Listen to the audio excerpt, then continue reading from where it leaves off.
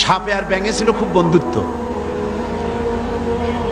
ব্যাঙ বলছে, সাপ তোমারে দেখতে খুব ভালো, তেল কুচকুচে, তারপরে তুমি যখন ফনা ধরো তাও দেখতে বেশ সুন্দর, কিন্তু তোমার একটা দোষ, এটা না বলে পারলাম না, নেভার মাইন্ড।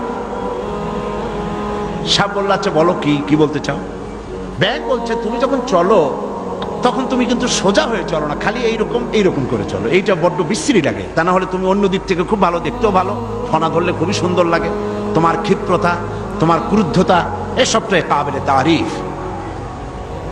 সাপ শুনে বলছে, বেয়াদব, আমার সমালোচনা করার এত বড় দুঃসাহস কোথায় পেলি?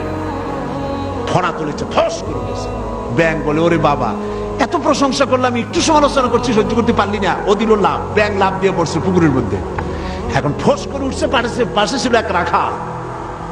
ফোস করলো কি, আগায় দেখে যে সাপ, হাতে ছিল হেদায়েতুল্লাহ, বুঝছেন তো কি?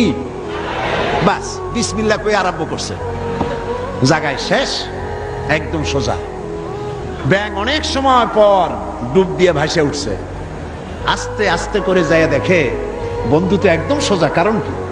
কাছে যেয়ে দেখেছি যে নাই, মুখ দিয়ে ফেনা টানা বাইরে হয়ে গেছে।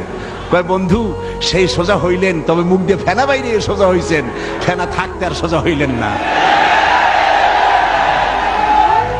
সুতরাং আপনারা ঠিকই ফিরে আসবেন, তবে সহজে আসবেন না, কারণ ক্ষমতা বড় বালাই, এটা দারুণ মোহ। আল্লাহর দিকে ফেরেন। আমরা মানুষকে দাওয়াত দেই কোরআনের দিকে। কোন দিকে?